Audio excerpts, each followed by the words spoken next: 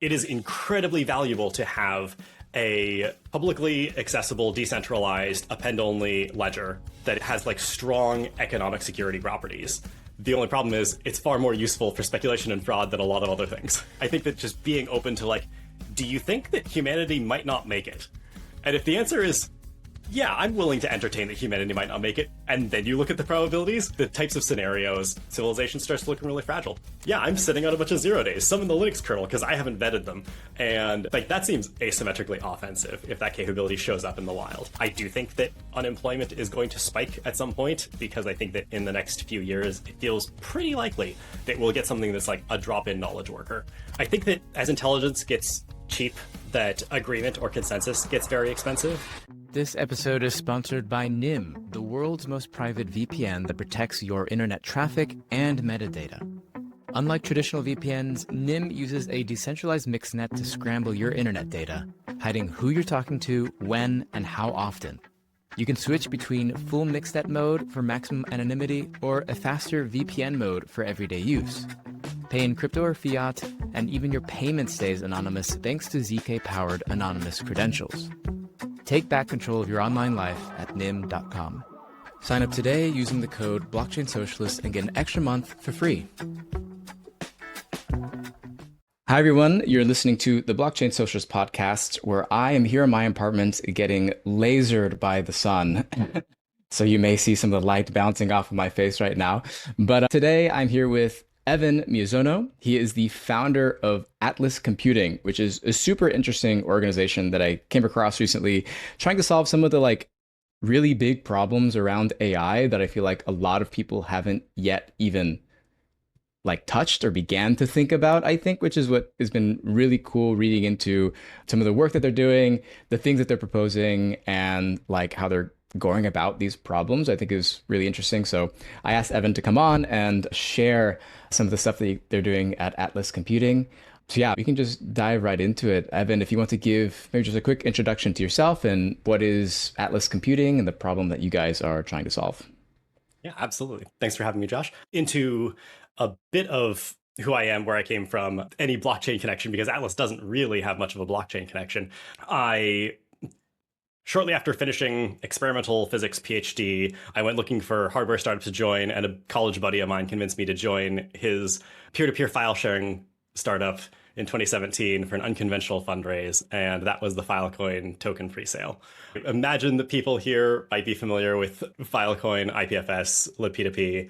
They may or may not know that those are all from the same company, Protocol Labs. I've had the delight of surprising people that, yes, those are all, in fact, one company.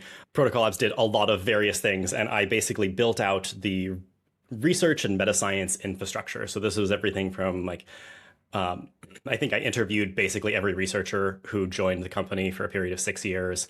I like set up many of those interview flows, set up the grants program, the research grants, set up our advisorships, sponsorships, figured out how we like leveled and promoted researchers.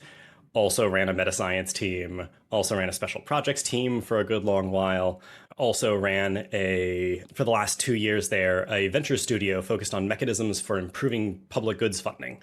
The idea was that Protocol Labs was going to spin out all of its various teams and products into different companies. Some of those would be creating public goods. How do you properly incentivize the creation of valuable open source software? There's a lot of really interesting questions around governance and like social choice theory related to that, because what is the value of this public good is something that is entirely subjective. You would quantify it. In fact, most things that are quantified are in fact subjective, but a lot of interesting questions there. I like helped out on the Filecoin white paper and the economics of Filecoin white paper. A lot of like, I like to joke that I did some experimental macroeconomics for a bit. Yeah. About 3 years ago, I left to start Atlas Computing, mostly because one of the researchers on my independent research team, David Dalrymple, or Davidad, was working on a mechanism or a approach to quantifiable safety properties for AI systems. And this seemed very promising. It seemed like there was a lot of work to be done. We decided he should go to ARIA and run this as a program there, and I should go start a nonprofit to do all the things that would be useful for for that approach that couldn't be done effectively as a government. And over the course of the last 3-ish years, I've landed on Atlas being kind of something that fits between the think tank and the incubators, where the think tank will have a really good proposal for how, like, understanding of this problem and a proposal for how to solve it. And we'll have a lot of relationships with people who can speak to the problem, people who would be users or stakeholders on a solution. And the incubator assumes that a founder has shown up with the right solution. And so I'm taking basically all of these gaps that experts have said, like, yeah, this could be a problem and no one is working on it. And I have been doing some amount of work to make it easier for someone to take that problem. I like to quote that between the Venture Studio Protocol Labs and Atlas Computing, I think there are about 7 founders, many of whom were not repeat founders, where I introduced them to the problem and the potential solution and their first funder. And I think that really lowers the barrier for what it means to be a founder type. I think that people who would disagree with me on that would say that all of those people are founder types because they did end up founding a thing and that's going well.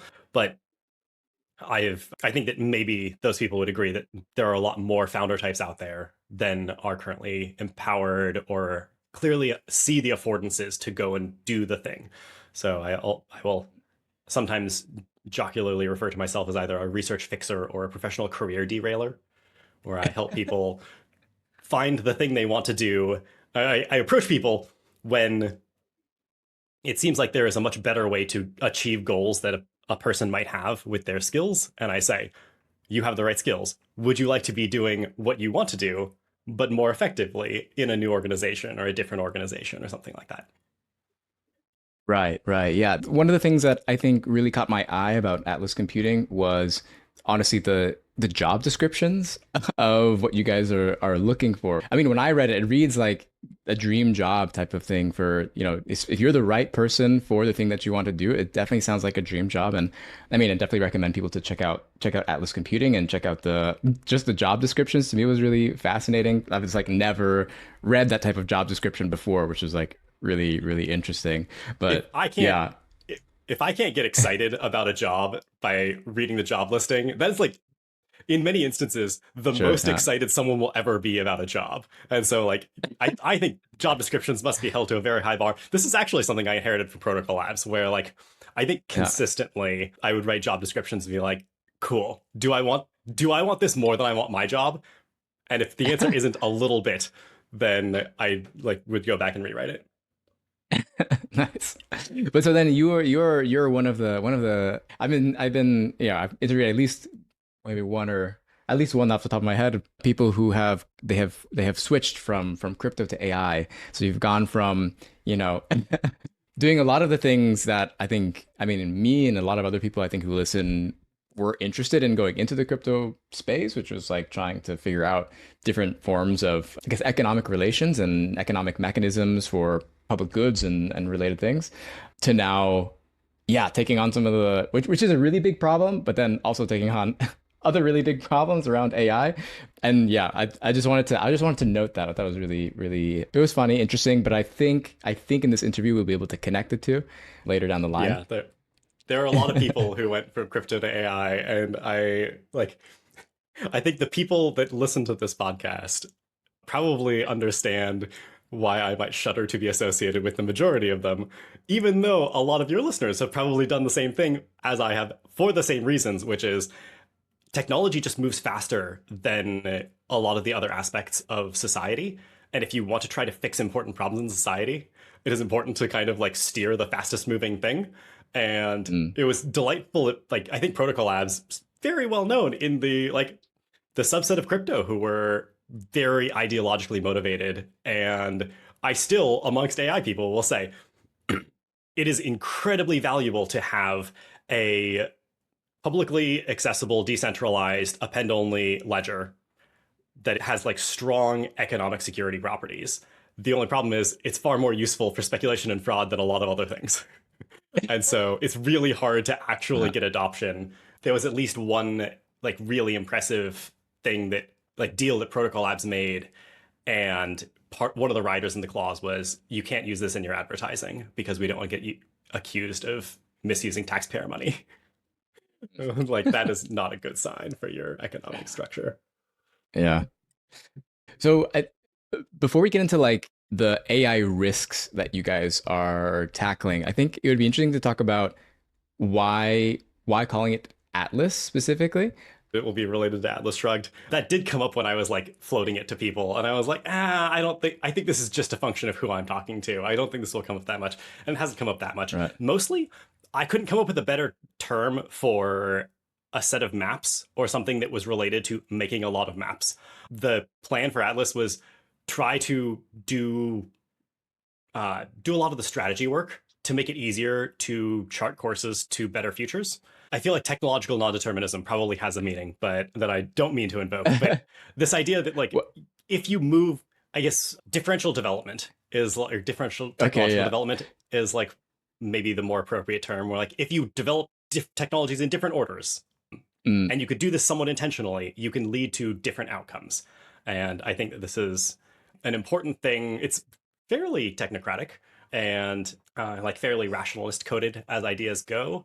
It's interesting how much I feel like, having spent so much time at Protocol Labs, there was like a very consistent vibe and ethos and a lot of interesting like philosophical questions that where like I find it very helpful to reach for like the decentralized solution to this thing first, because it turns out that in the event that there could be a like singleton superintelligence, you want something that is much more robust to like power concentration or things like that.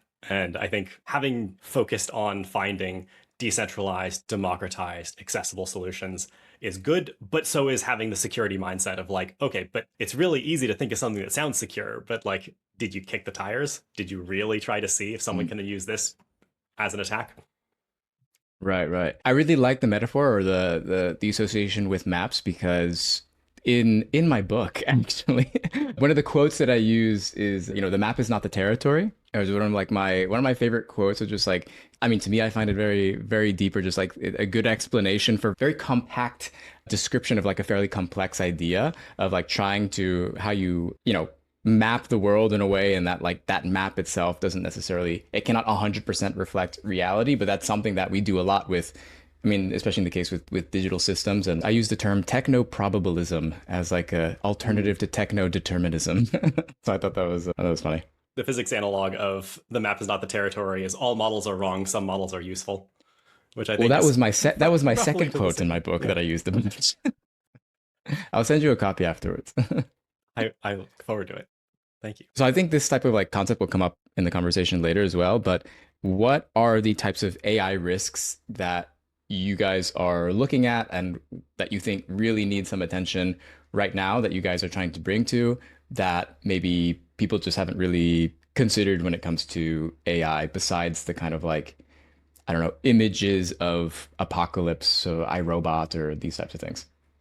Yeah, I think that it's interesting how many of those those downside scenarios get caricatured and sometimes dismissed. It is really interesting to see that like I think that there's a much higher correlation between does someone acknowledge that these catastrophic risks are possible, and did they seriously at some point consider whether or not they might be possible, rather than like how much evidence have they been presented with or something like that. I think that just being open to like, do you think that humanity might not make it? And if the answer is yeah, I'm willing to entertain that humanity might not make it, and then you look at the probabilities, the types of scenarios, civilization starts looking really fragile. I'm specifically looking at neglected problems where like because AI capabilities are growing, you could imagine new capabilities leading to asymmetrically offensive or asymmetrically oppressive technologies or technological equilibria. And the question becomes, what else could you put into that world to make it asymmetrically defensive? That like now we have this, and as a result, it is net safer. And so an easy example would be AI-based red teaming seems like it is getting scary good very fast Mm. / already. There was a great talk from Nicholas Carlini at Unprompted like last week, Yeah. I think, Yeah. where he says like, yeah, I'm sitting on a bunch of 0 days, some in the Linux kernel because I haven't vetted them. And like that seems asymmetrically offensive if that capability shows up in the wild. That said, there are a bunch of things that you could imagine having. Like, first off, I would be very excited to have a bunch of funders decide to get a bunch of high profile cybersecurity firms on retainer to just take these and vet them themselves, because this shouldn't get blocked on Nicholas Carlini and a bunch of other people at Frontier Labs who are finding these in order to vet them, because they're doing lots of things and their job description isn't doing this. And paying someone to do a Right. thing is a really good way to make someone pay attention to a thing. Another one would be if we had public key infrastructure, so that if I am trying to red team my server, like the AI that I'm using for that red teaming, knows that this server is mine. I Mm. can sign, I can, yeah, I can generate a signature that validates to the same public key as what the server is sending out. And so you don't have to worry about if is Evan red teaming or like actually attacking a different team or server rather than red teaming this one. You could imagine a lot of progress in hot patch updating where you don't need to reset the system to update the code. I feel like that there are lots of like, as AI gets more capable, the window between like, was this discovered and was this patched needs to get much shorter, because the ability to attack in that window might be much greater. And so being able to update the system trivially as soon as you know, without having to reboot anything or having to interrupt anything, seems like something that would be very useful. So these are the kinds of interventions that would lead to something that's more asymmetrically defensive. I think that when I think about risks, I ask, like, would this prevent, like, I want a world where AI listens to people, like follows instructions, and where like people, like where there isn't something that looks like catastrophic harm. If it's not catastrophic, I'm not really that worried about it. Not because I don't care, but because I think that there are enough catastrophic harms to keep me busy, and you kind of got to scope. If it's bad already and AI makes it much, much worse, I care. If it's bad already and AI makes it a little bit worse, I consider that a little bit out of scope for me. I wouldn't necessarily like rule it out if a funder came to me and said like, hey, I really want field strategists on this, and they brought a field strategist candidate or something like that. That would be fine. At this point, I'm like trying to scale as quickly as reasonable. I think in terms of like following instructions, this is, like, includes like safety, alignment, trustworthiness, control, a lot of like model robustness, lots of terms for like very niche things in that category. But I also care about like economic impacts or epistemic impacts. Do you trust the information that you're getting and your ability to make decisions based on that information? Do you have like is the cyber physical infrastructure robust? If AI is totally aligned, but someone manages to convince it that like the moral thing for it to do, or the best thing for it to do at this moment, is to completely destroy the electrical grid, that seems like a bad thing.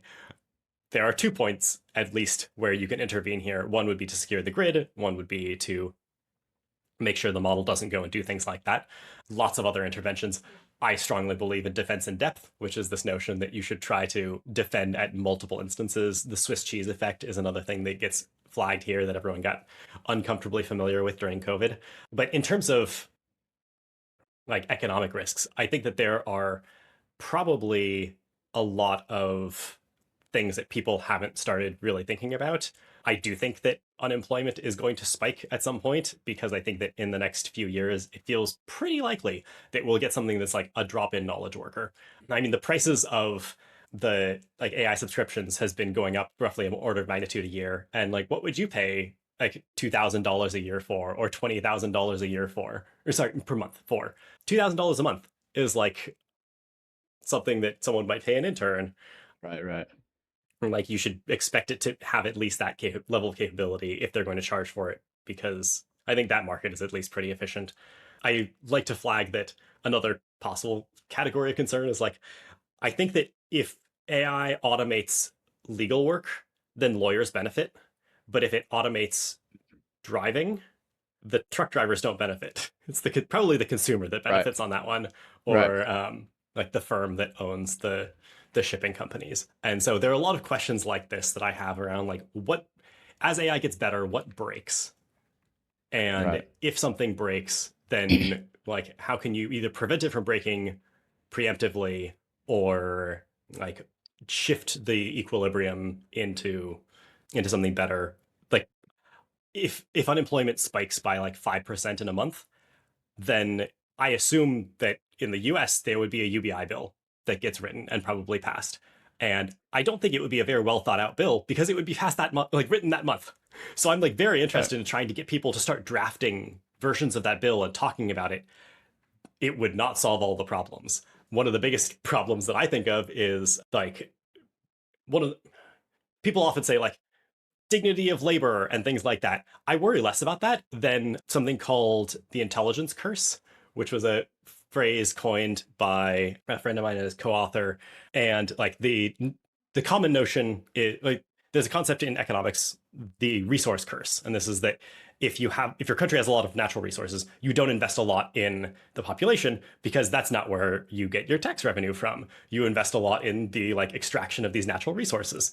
And you don't really have a financial incentive. The like power structures of the country itself focus on like you need to secure the supply chains, and so you get a lot of like dictators from mineral rich countries.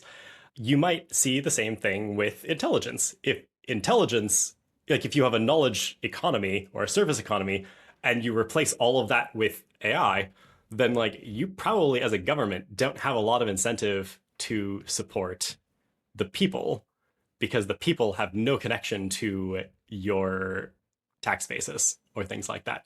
I also worry about like possible like I worry a little bit about monetary risks from inflation from UBI, but I honestly think that if we end up in that scenario, that the growth of the like service outputs probably are so big that like you can really start insanely pumping the monetary supply without losing buying power.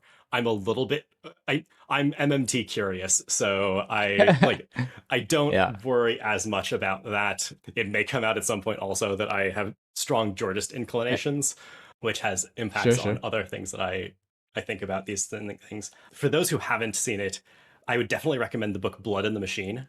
Have you come across this one? Yeah. Yeah, I actually bought it very recently at CCC actually. I bought the book. Nice. Yeah, also Yes, going through it.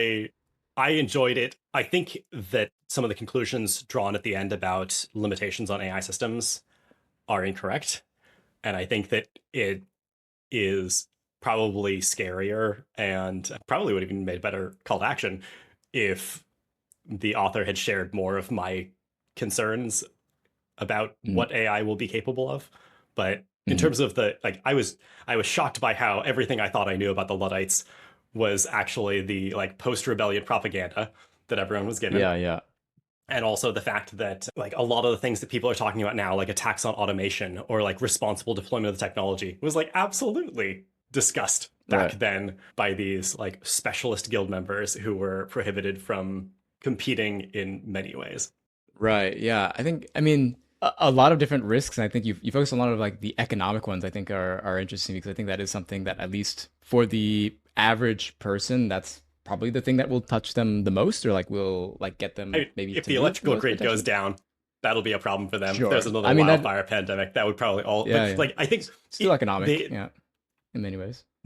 It all is, I guess. yeah, yeah. I think that it was like a very interesting awakening when I realized that like law is to human actions what software engineering is to information. It's Mm, just the best that we've come mm. up with, and economics is actually the science of decision making, not the science of money. Like Interesting. Well, very yeah. like oh shit moments in my improvement of the my of modeling the world. Right. I mean, so a lot of the things. So I just so happened to be watching the show Pantheon, like during this time. I'm like near the end of the second season. So just it reminded me like as I was watching, I was like, oh wow. And then I'm like interviewing Evan about all these like AI risks. It was a great preparation for that. But yeah, like in I think what's yeah super interesting that show it doesn't talk about AI. It talks about uploaded intelligence, where you upload people's brains and stuff, which is also I think that's like probably a little bit more sci-fi from now, and like yeah, completely maybe a different moral thing. I don't know. I'm a little skeptical. I don't know. I studied neuroscience, so maybe that's why I'm like I feel skeptical about it because it didn't show up in my neuroscience courses. We all harbor latent suspicions around claims of progress from the fields we used to live in. Oh, I mean, I should probably ask you about the the recent Google papers. I don't follow it. I'm too skeptical for bad Okay. reasons. My one line take on quantum computing is that people who are very, very excited about quantum computers and aren't deeply familiar with complexity theory should probably look a little bit at like what is in BQP, what is in BPP, what might be in like other complexity classes that are like interesting and possibly relevant. That feels unintuitive to me is that like there are problems that AI systems are really good at now, like protein folding. Hamiltonian minimization is the name of the general problem that solves, and that is an NP complete problem, which means that if you have an oracle that can do that, you can map basically any problem that is in NP to that, and you now have an oracle for that other NP problem. I'm like 90% sure that everything I've said is correct, but Claude would do a better job.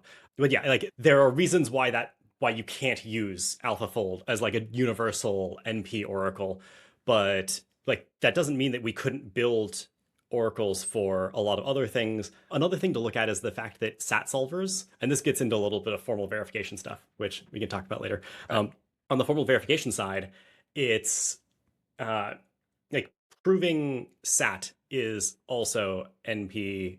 Like there's a satisfiability problem, which is like I have a bunch of ands and ors and variables together. Is there an assignment of like true and false to these that leads to the overarching expression being true? Um, and solving this is also NP complete. And yet we have solvers that solve most of these in polynomial time. Not all of them, obviously, but like it gets weird fast where you like the problems that we care about are often easier. The halting problem is another one of these where it's like, it does this program stop? Every programmer listening to this has solved the halting problem for like a finite number, like a finite non-zero number of problems. So it is solvable in the cases that we care about, just not in the like arbitrary general case in polynomial time. Or no, infinite time. Yeah. Okay. Yeah, I think for me, what I find fascinating is that when you go deep enough into math, eventually it just becomes philosophy, and vice versa. I feel like it's kind of I also wanted to mention if you like Pantheon and haven't read QNTM's Lena or MM Acevedo, this is a Mhm. very short story that's like the other possible end of a spectrum of I love science fiction. Pantheon is amazing. Would also recommend the Jean Laflamme trilogy by Hanu Ryanimi for like similar like imagine there are uploads. I've heard great things about the Age of M. I have not read it yet.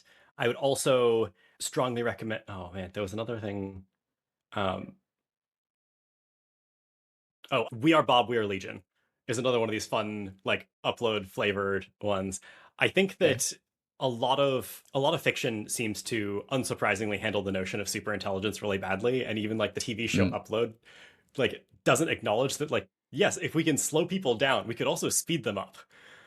Or at least mm, I haven't watched much past the like first season or so, but the like I think that it is I think there's some like concerning back of the envelope calculations of like, yes, if you did in fact upload a person, like someone tried to convince me that you could run, like depending on your model of the brain, run a human in a pretty good MacBook Pro. okay. And like the weird thing is, like, if that is not true now, it might be true in 4 years if you're Right. originally off by like a factor of 10. So like the brains aren't getting more complicated. At some point, a lot of these really weird things become answerable, and a lot of questions of like, what is identity? Who is me? Like the teleporter paradox gets weird in Mm. like sorry, gets real in weird ways. And but this goes back to what you're saying about how like a lot of the philosophy questions seem to be getting more applied, less Right, right. theoretical. Yeah, yeah. So, yeah, policy stuff. I mean, because one of the things that I found really interesting about this kind of like intersection of AI safety, I know you prefer like a different term. I think you said like AI control or AI security. I think the AI These safety, I are mean, these are all I'm weirded politically out. loaded terms at this point. First, I mean, I am weirded out by a lot of the AI safety and rationalist people, but open to conversation, of course. But of the risks that you talk about, I think there's on one camp maybe what's kind of like being what I've seen a small push from people like Bernie Sanders who have proposed moratoriums on building data centers. In part, I think in some respect to maybe some people who would like really just want to turn off AI or just ban AI, just like not just like close Pandora's box if we can. Yeah, I'm curious like what are your thoughts on some of these policy proposals and solutions? Like is there anything really in the policy realm that you think would be a good idea, and what are some of the bad ideas maybe that some people are? Because I think like banning AI, for example, is just something for me. Not because I can accept it in the premise of like yeah maybe we should do that, but also in the premise of just like as far as like I don't know how it gets how it happens. Like how do you actually ban that? I mean maybe there are ways I just don't know. I love the adage that, well, I don't know where this came from. This might have come from me, which might be why I'm particularly fond of it. But it is easier to get. It probably came from Davidan. I feel like my most clever things kind of came from Davidan. It is easier to get a hold of a GPU than it is uranium ore, but it is harder to build TSMC than it is a centrifuge. Mm, And so like there is a natural choke point. If like if the US and China decided like, hey, we think that a pause would be really useful, you could actually like you can't do this with 100% guarantee, but I would point right. people to flexheg.com, I think is the URL. This is a proposal for a robust tamper responsive modification you could make to GPUs where you could have something like you embed some cryptographic keys, you formally verify the entire tech stack to prove isolation and the fact that no one from the outside can in software modify these properties of like there must always be a monitor that is signed by some authority that gets run, and then you have a blockchain out in the world that the various like national governments are like federated consensus participants in, and the like every time there is an update to these classifiers, it gets signed by the multi-sig and broadcast to everyone, and these devices have to be able to connect to that blockchain every certain amount of time, otherwise they shut off. They have to be able to like run the classifier on every output from the AI, otherwise they shut off. They have to be able to like see and report and like reliably share metadata about any training run they're a part of, otherwise they shut off. And if you try and open the thing, the chips get shattered. Like there are things like this that you could design and build and implement. It would take a lot of international cooperation. I'm not sure we're going to have that. Right. It would take like upstream of that, you need agreement that like this is a catastrophic risk. We are on the verge of losing control. Maybe there's what they call in the biz a warning shot. This would be a like recoverable catastrophe that leads to people saying like, "Oh, we should do something about this." I think that I vary on a lot of the like what is the most likely outcome from all of this. I think that doomer has become an interesting pejorative to just dismiss concerns generally, but I think that like it's reasonable to have a term for people who are like there is nothing we can do, we're all doomed. And so I like push doomer over there, and I do not ascribe that label to myself. I think there's a lot of things we can do. I would point to Dean Ball and Zvi Moshwitz as like probably the two clearest voices in the space who are like very vocal and public about a lot of these things. They are not, for the most part, I think neither of them is dumb in any takes that I have seen of theirs, which is a very Mm. high bar. Um, These are I, politicians. no, Dean. Well, Dean is a like I guess he's a researcher, but he's a policy guy, Okay. but also very very good with the models. He was the main author on the AI action plan, and Mm. Zvi is a very well known EA rationalist writer who does a lot of regular updates about the course of AI progress. And like I would they are obviously not in agreement about a lot of things, but they are very reasonable, and like it I feel like if we were in the version of America where I think it was like 20% of the population when it came out read Common Sense is the typical estimate by Thomas Paine. Like Mm, I think that if America were like that, then like mm, Dean and Zvi would be like the main two voices that anyone is listening to, and there wouldn't be a lot of anxiety about the water usage from data centers or things like that, because the stakes are much higher than water. right. Right. I think one of the things that I find really interesting sometimes about kind of like on one side, I want to say that I think AI is actually a moment for progressive politics to kind of step in more in the stage in American politics at least. But at the same time, then it's kind of like a lot of misplaced fears, I guess, or like being worried about the wrong thing of what can actually like what is actually the problem is not one thing. It's not like the water stuff. I'm not super knowledgeable, but I've definitely read some things about like kind of putting a bit of skepticism on some of the claims. But there are like much bigger problems that probably should be tackled first Yeah, or and thought about first. I think that there's one of the biggest risks I see is like this mimetic attractor of you don't care about my problem, therefore you are wrong, or you aren't putting my problem first, therefore you're wrong. And Mm, I think that like I worry about water usage and like access to clean water generally. I'm not saying that that is zero concern. It's just not the highest concern. And I think that people who say it is, if they had the context that I have, would probably agree. And right. like I think that particularly, I think the political left, because there isn't a notion of returning to some idyllic past where all the problems were solved, and like we don't need to go forward, we just need to go back to something that never existed. Would strongly recommend Ada Palmer's Inventing the Renaissance for those who haven't come across it. Mm, One of my favorite sci-fi authors, even though that's a history piece, which is actually her specialty. Like there's the conservative, like we're going to go back to the golden age and like let's reinvent a golden age for that. But the like if you want to improve the world, there's a question of in what way do you want to improve it. And it's really hard for people on the left to build a coalition because there are a lot of different visions for what the future could or should look like.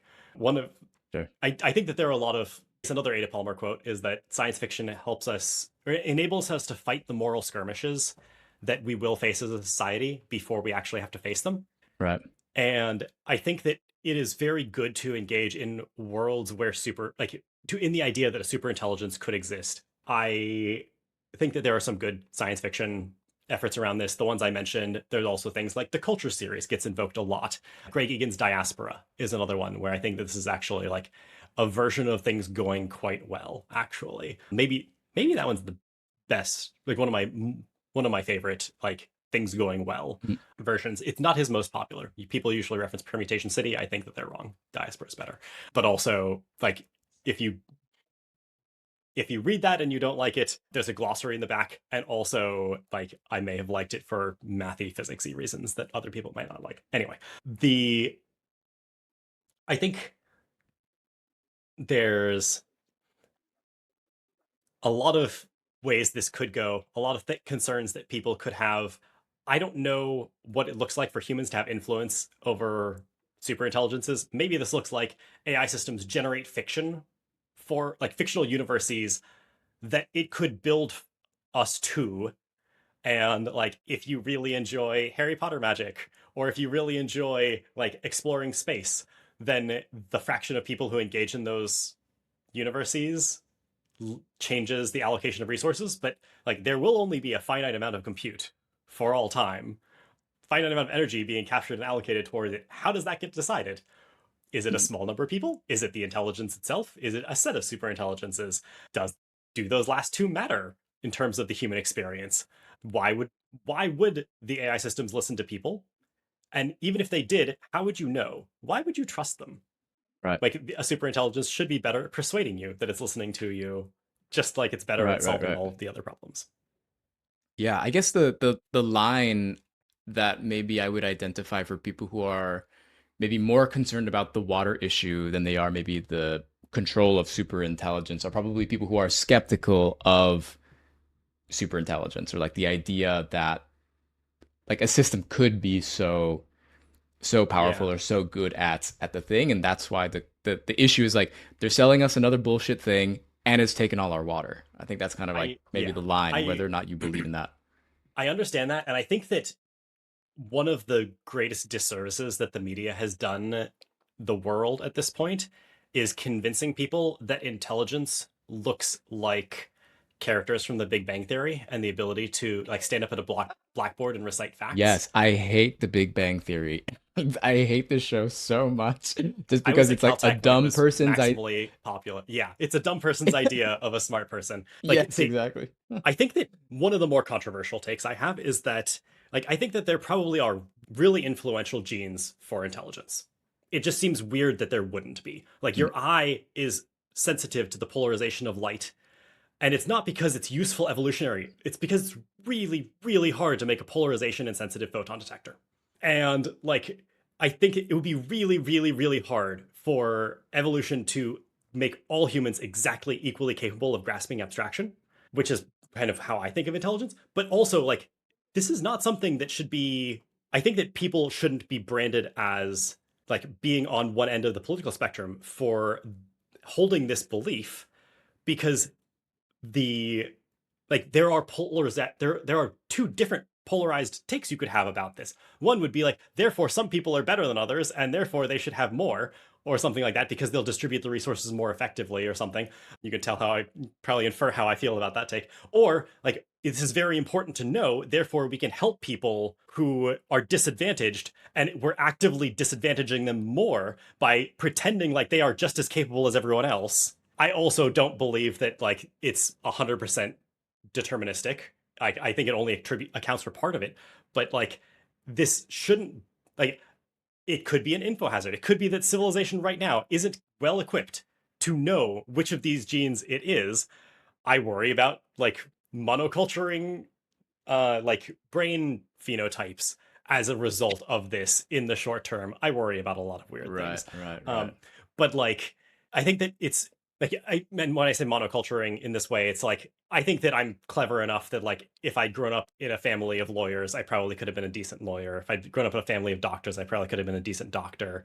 Like that's transferable, but like, I don't think you can take Mozart and put him into like Einstein's Right. house as a baby and get Einstein again or get Mozart again. I think that that just doesn't work. Yeah. And so like there you need some amount of diversity in that to get the level of flourishing that we have now. And I don't want people to suppress that because they're like intelligence maxing or something. But like there lots of concerns in this, lots of Yeah.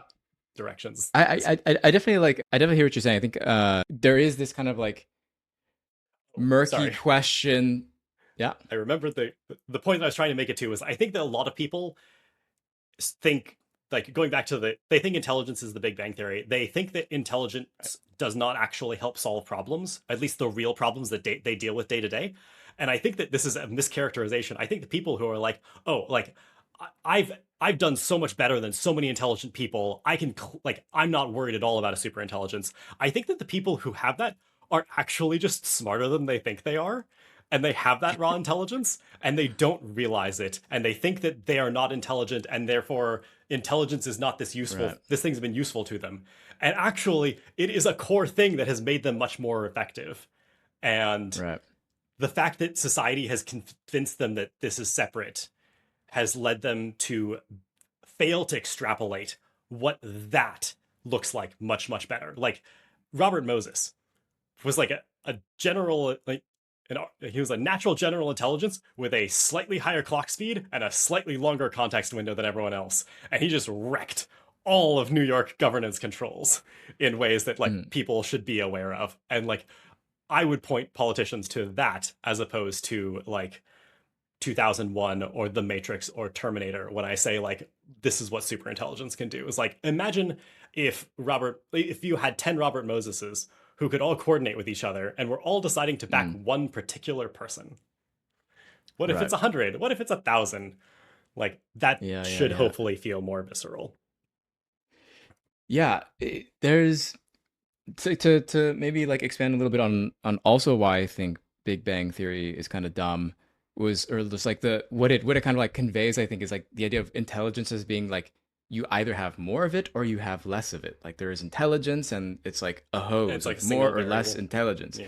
Which is just like ridiculous. It's like a ridiculous conception of intelligence. It's like people are better at different things, but then there is a risk I think of like if we really take the logical conclusion of designer babies with AI, Yeah.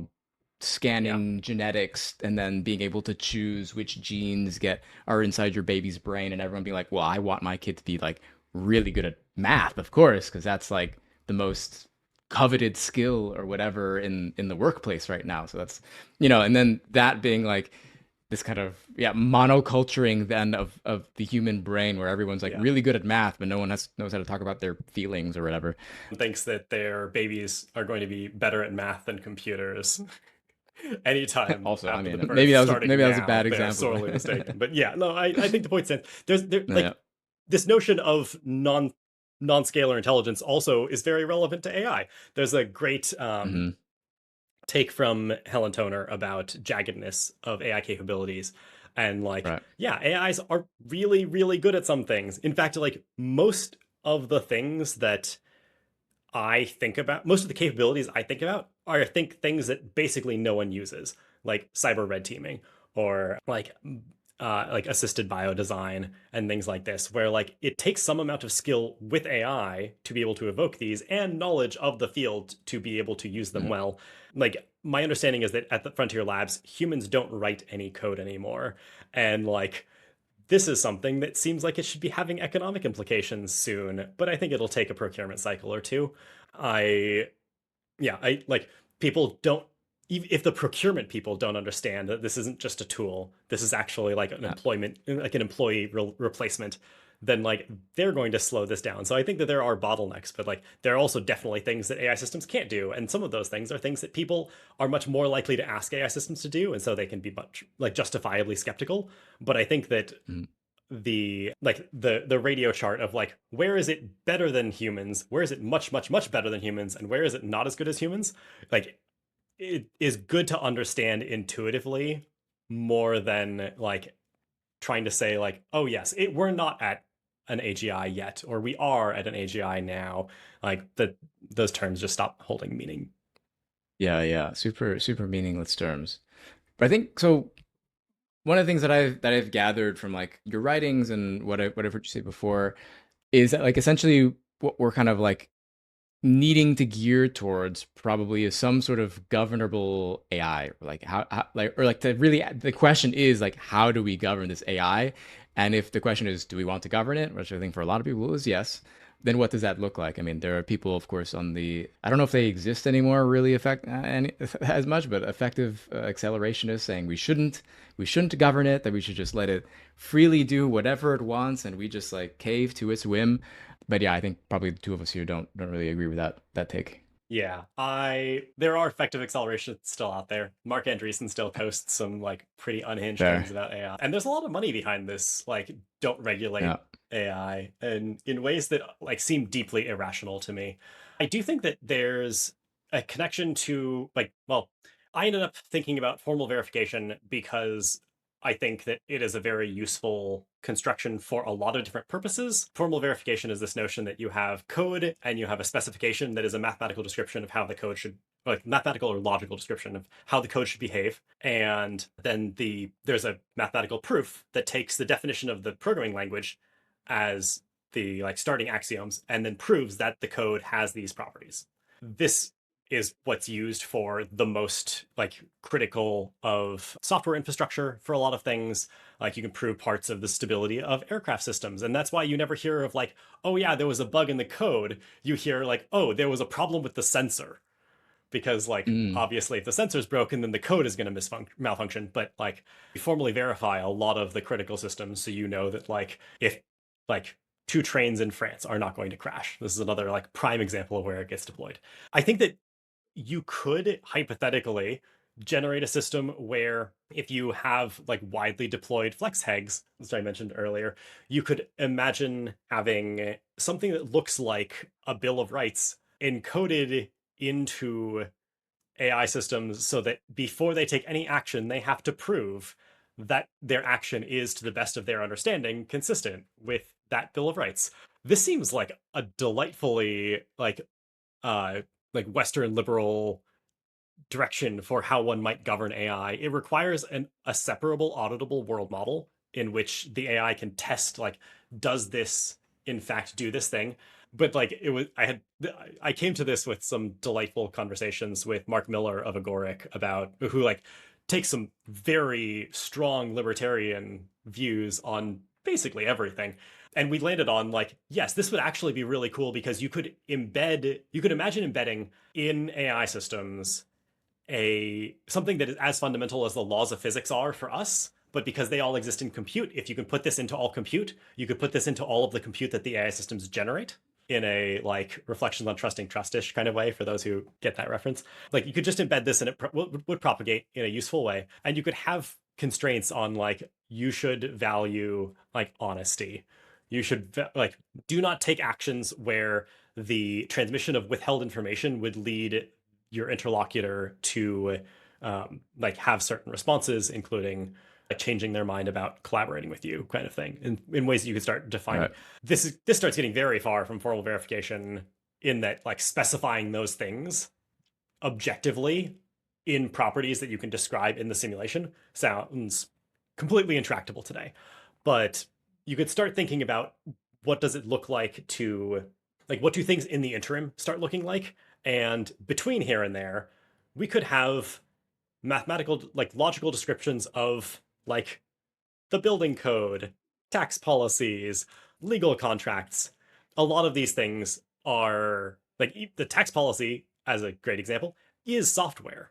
Like the canonical implementation of the tax code is running on a server somewhere. For the US, I understand that is not running on a particularly well updated operating system or language because it still works. But like that's actually what the tax code is, plus all of the infrastructure and like the institution around it that lead to modifications thereof. But it's like it's not actually the law. And it would be really useful to be able to formalize all of those things into something that looks like software, or at least property like pre and post conditions of like if the input satisfies these properties, the output will satisfy these properties. That would be an example of a spec. You could have specs for all of these things, and you could have like one click check. Does this meet the building code? Is this the correct tax?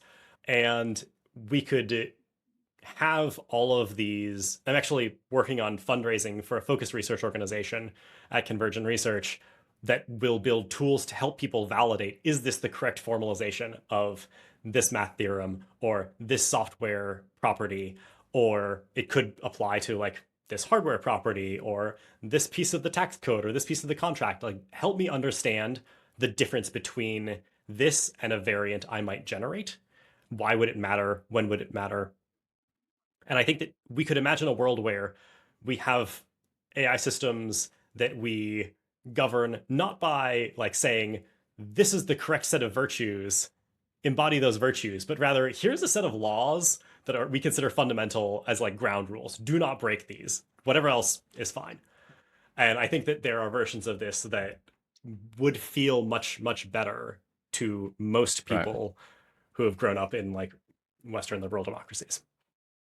So more than just like a Claude skill, but having a kind of like mathematical instantiation or representation of like what you expect the AI to act or how you expect it to act in certain maybe conditions, and that formal verification is a particular field, I guess, within mathematics that is meant to be like comprehensive, I guess, in ways. Within your science, actually, but like Yeah. you end up with like some formal logicians from the math side. And yeah, it's like trying to make things very explicit. It gets used in a lot of places. I think it should be used in more places. It's been mostly limited by the fact that you need people who have deep expertise in formal logic to learn these languages and then to generate these proofs. And all these things are very hard. They require time and expertise. And thankfully, time and expertise are two things that get much cheaper as AI gets more capable. So I think that we're seeing a lot of Mhm. really cool things happening. There's a different focus research organization, and like FRO focused research organizations, or FROs, are these like 10 to 50 million dollar 3 to 5 year research efforts to create public goods that are too big for a university lab, too small for like a big government center, not profitable enough for a private industry, very startup flavored, but it's like the goal for each one is to build a product that seeds an ecosystem that drives a scalable revolution. And convergent research is like I wear a hat there as a research fellow, and I do so delightedly. And they've created 10 of these FROs, I think, and are maybe more at this point. And there's a lot more interest in those. And each of them, like you can check the Convergent Research website, each of them seem poised to revolutionize like single cell proteomics or like brain connectome mapping or Mm. like intergalactic astronomy and things like this. And like they're very cool. I am trying to help them build things that are useful for AI resilience, AI security, etc. And there's another one that it built Lean, the proof checker, which has been getting a lot of attention in a lot of like Mm. software security a little bit, Right, but right. definitely the math world a lot. And I'm like very excited about some of the progress they're making where they had Claude generate an instance of the compression library in Lean entirely and prove that unzip of zip of file equals file for all file, which would be Okay. an example of a simple spec that you would want for your compression library. So Uh-huh. anyway, there lots of cool things. Right. Specifying things is very hard. Yeah. And like you never know you specified the right thing. And if your model of the world is wrong, you've also not like there will be gaps. But I think it's much closer to much closer to the like legal form of how we deal with society. We don't point to like Right. that's the most moral person, be like them, which is what alignment is. It's more Right. like follow the ground rules. This is definitely, I feel like it's like the other direction of Lessig's, I interviewed him before, but code is Mm-hmm. law. Except in this time, Yes. in this way, it's formally verified law on AIs, which is like, and if you're in crypto, you're used to that being thrown around as a way to like justify hacks or whatever. In this case, it's quite different. Yeah, I loved that like in the original context that was not that like software as physical law, but Yeah, rather yeah. it was intended as like software as like legal code, like software code as legal code. And like I think that that one makes a lot more sense. And like it makes sense to try and optimize the checking of these things. If you can put more effort into saying what you want, then you don't have to check to work as hard to know if what you got was what you wanted. Right. So if we can maybe before we end, try to make the connection with blockchains because I feel like because there is I think there's a connection we talked about it a little bit before, which I think is kind of funny because Peter Thiel had that I mentioned this before, he had that ridiculous quote, but also I kind of see where he's coming from, but also I think it's dumb of like AI is communism and crypto is libertarianism, which I think is kind of related to maybe what you'll mention as like where blockchain kind of comes in with AI. To me, like it's potentially a tool for helping out the governance of AIs to some degree and in certain places where it makes sense, which is like not the maybe libertarian angle so much that people would have thought. I think that this is an interesting question. I apologize that I have to rush it a little bit. I think that as intelligence gets cheap, that agreement or consensus gets very expensive. And I think Mm, as software becomes cheap, that like the moat around a lot of software infrastructure and information processing generally disappears. And I think that having consensus, having agreement, making that agreement quantifiable and objective and verifiable is very, very useful. A lot of the like, I look at lots of risks and I try to map out what could be done. And like blockchains do show up a maybe surprising amount to a lot of the people as like possibly the best way to have this because you can start reasoning robustly about security models. What at least one of the ideas, like one of them I mentioned, another one I am hesitant to say because I'm not sure it falls nicely on the line. I think it becomes very good in some scenarios and very bad in other scenarios. And so I like don't want to put it too much into the water if I don't know which scenario we're in. I think that there like a lot of the questions around labor and capital become very, very interesting. And I I expect that people who have thought very deeply about implications as we move into making more labor synthetic will be very interesting. Um, and a lot of interesting discussions around like a permanent economic underclass being a Right. possible outcome, and like it's very unclear what it's very unclear what good even looks like, but also very unclear how we would go and get there separately. Right. Fair. We will continue the discussion another time because I know you got to go. Maybe if you just want to give the last plugs on Atlas Computing, I highly recommend people check it out. Check out their website and check out the writing.